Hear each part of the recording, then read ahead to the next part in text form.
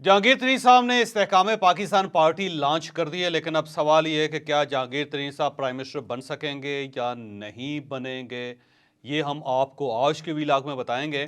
और कल जब पार्टी की लॉन्चिंग हो रही थी तो फवाद चौधरी साहब और अली जैदी साहब और इमरान इस्माइल साहब अपने मुंह क्यों छुपा रहे थे, क्या इन्हें कुछ शर्मिंदगी थी, ये भी हम आपको आज के व्लॉग में बताएंगे। और क्या परवेज़ खटक और शाह महमूद कुरैशी भी इस पार्टी को ज्वाइन कर रहे हैं या फिर ये अपनी अलग अलग पार्टियां बना रहे हैं, हम आपको आज के व्लॉग में ये भी बताएंगे।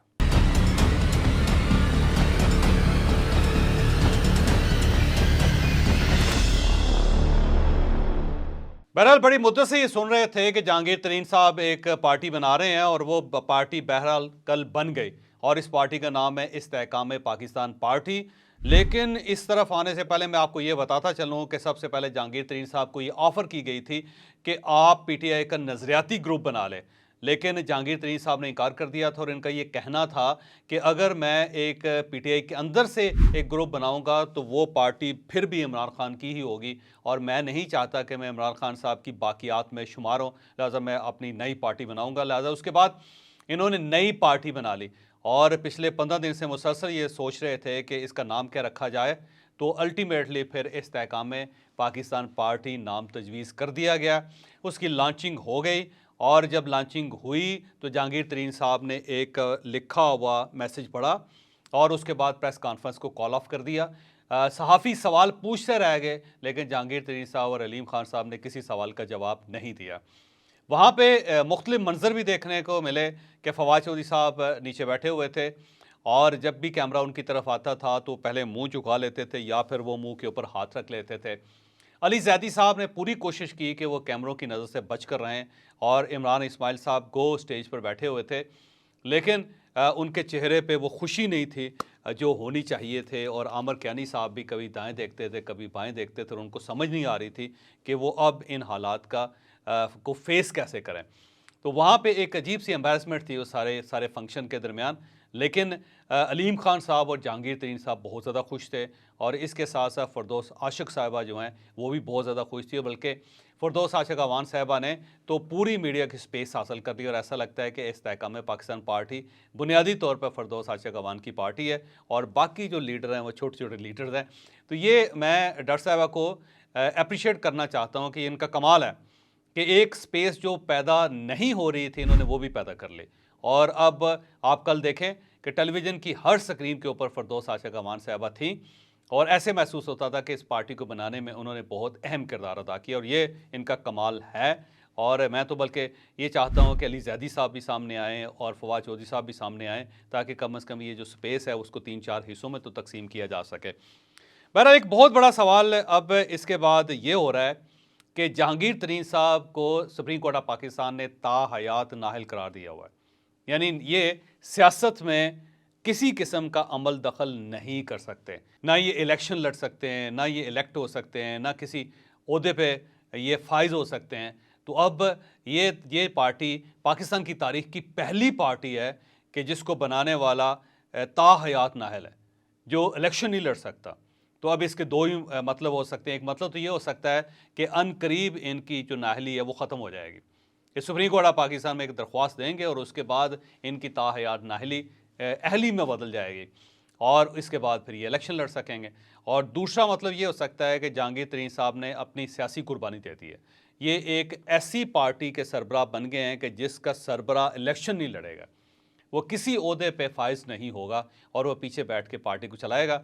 उनका अपना चीफ मिनिस्टर होगा या फिर उनका वज़ीर आज़म होगा और जो पार्टी हेड है वो दफ्तर में बैठ के पार्टी के अमूर को देखेगा। तो अब ये दो ही मकसद हो सकते हैं।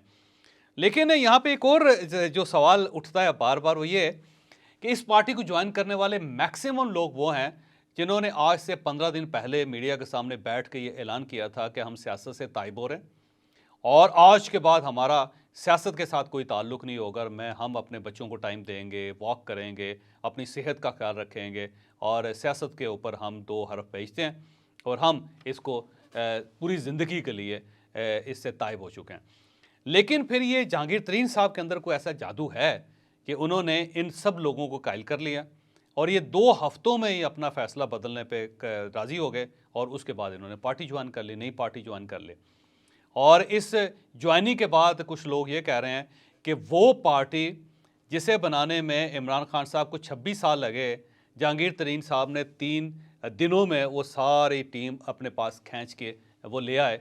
और इसका मतलब ये हुआ कि इमरान खान साहब की जो पार्टी है या इमरान खान साहब की जो टीम है वो बड़ी कमज़ोर थी और जहांगीर तरीन साहब के पास कोई ऐसा मैग्नेट है कि 2-3 दिनों के अंदर ही वो सारे लोग अपनी जगह से उठ के इनके साथ जुड़ गए। तो इमरान खान साहब को सीरियसली सोचना चाहिए कि अगर इन्होंने कोई टीम बनाई थी तो वो टीम कितनी नाअहल थी कि वो एक झटका भी बर्दाश्त नहीं कर सकी और वो जहांगीर तरीन साहब के साथ आके बैठ गए। अब यहाँ पे एक और बड़ी दिलचस्प सूरत हाल है कि ये वो लोग हैं जो आज जहांगीर तरीन साहब के साथ बैठे हैं। ये गुजरे हुए कल को जहांगीर तरीन साहब के खिलाफ तकरीरें किया करते थे। ये वो लोग थे जो इन्हें चीनी माफिया कहते थे। ये वो लोग थे जो इन्हें एटीएम कहते थे, खुद कहते थे। और ये वो लोग थे जो ये कहते थे कि जहांगीर तरीन का चैप्टर हमेशा के लिए क्लोज हो गया, अब इमरान खान साहब और इनके दरमियान दूरियां हैं और जहांगीर तरीन साहब कभी भी सियासत नहीं कर सकेंगे। लेकिन आज इन्हें जहांगीर तरीन के खानों में भी शरीक होना पड़ रहा है, इन्हें जहांगीर तरीन के साथ भी बैठना पड़ रहा है और कल को ये जहांगीर तरीन जिंदाबाद के नारे भी लगाएंगे और इनकी पॉलिसियों को सपोर्ट भी करेंगे। तो ये एक बड़ा अलमिया है जिससे मेरा ख्याल है इन लोगों को अनकरीब गुजरना पड़ेगा। और इसके साथ साथ जहाँ तक मेरी इंफॉर्मेशन है वो इंफॉर्मेशन ये कहती है कि परवेज़ खटक साहब जहांगीर तरीन साहब को ज्वाइन नहीं कर रहा है। उसकी मेन रीज़न ये है कि परवेज़ खटक साहब खैबर पख्तूनख्वा में एक पख्तूनख्वा पार्टी बना रहे हैं जो एक मॉडर्न पख्तूनख्वा पार्टी होगी और उसमें वो तमाम लोग शामिल होंगे जो पहले पीटीआई का हिस्सा होते थे और ये पार्टी पख्तूनख्वा की सियासत में बड़ा अहम किरदार अदा करेगी। और साथ ही शाह महमूद कुरैशी साहब वो भी इस ग्रुप को ज्वाइन नहीं कर रहे। उसकी 2 रीज़न्स हैं। पहली रीज़न तो ये है कि शाह महमूद कुरैशी और जहांगीर तरीन के दरमियान ठीक ठाक इख्तलाफात हैं। शाह महमूद कुरैशी साहब जहांगीर तरीन को ज्वाइन करके अपने आप को लेट डाउन नहीं करना चाहते। और दूसरी वजह यह है कि शाह महमूद कुरैशी साहब को अभी भी एक तवक्को है कि इमरान खान साहब शायद अपने दरवाजे इनके लिए खोल दें, अपनी पार्टी इनके हवाले कर दें।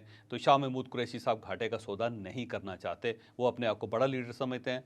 तो उनका जहांगीर तरीन के साथ और अलीम खान साहब के साथ चलना इतना आसान काम नहीं है। तो शाह महमूद कुरैशी साहब तो जो पुरानी पीटीआई उसी के अंदर रहेंगे, लेकिन परवेज़ खटक साहब जो वो अपनी पार्टी अलग बनाएंगे। जहांगीर तरीन साहब अनकरीब इस्लामाबाद आ रहे हैं और इस्लामाबाद में बैठ के वो बहुत सारे लोगों को कायल करेंगे और इस पार्टी में और लोग भी शरीक होंगे। फिर उसके बाद ये बलूचिस्तान भी जाएंगे, बलूचिस्तान के लोग भी इनकी पार्टी में ज्वाइन करेंगे और फिर ये खैबर पख्तूनख्वा भी जाएंगे और शायद खैबर पख्तूनख्वा के कुछ लोग भी इनकी पार्टी में आएँ।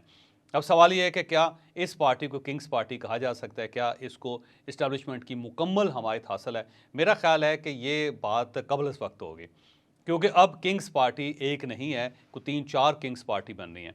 पहली जहांगीर तरीन साहब की है, फिर परवेज़ खटक साहब की है, फिर शाह महमूद कुरैशी साहब अगर पीटीआई के सरबराह बन जाते हैं तो फिर ये भी एक किंग्स पार्टी होगी। और इसके साथ कुछ और लोग आज़ाद लोग हैं जिनका एक ग्रुप बन रहा है जो इलेक्टेबल्स होंगे और वो लोग जो उनकी अपनी भी एक पार्टी होगी। तो ये 4 पार्टियां जिनको किंग्स पार्टी कहा जा सकता है और ये 4 पार्टियां आने वाले दिनों में इलेक्शन में ठीक ठाक गड़बड़ करेंगी और अब इनके पास अगर सीट्स आ गई तो फिर इनकी मर्ज़ी के बगैर या इनकी रजामंदी के बगैर कोई हुकूमत नहीं बन सकेगी। तो ये एक सिनेरियो क्रिएट किया जा रहा है कि पार्टी को डिसमेंटल किया गया, लेकिन कोई बड़ा ग्रुप मेरा ख्याल है इस्टेब्लिशमेंट नहीं बनने देगी। उसकी शायद रीज़न ये भी हो सकती है कि कल को वो बड़ा ग्रुप भी वही प्रॉब्लम पैदा कर सकता है जो इमरान खान साहब ने प्रॉब्लम पैदा किया।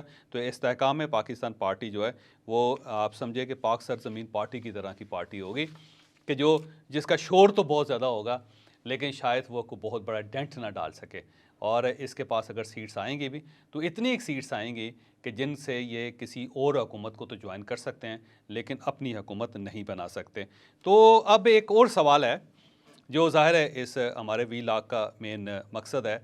वो सवाल ये है कि क्या जहांगीर तरीन साहब इमरान खान साहब के वोट बैंक को तोड़ सकेंगे? तो मेरा ख्याल ये है कि जहांगीर तरीन साहब इमरान खान साहब के वोट बैंक को नहीं तोड़ सकेंगे। इमरान खान का एक वोट बैंक है और उस वोट बैंक में 9 मई और 10 मई के जो वाक़यात हैं उनके बाद भी कोई बहुत बड़ा डेंट नहीं पड़ा।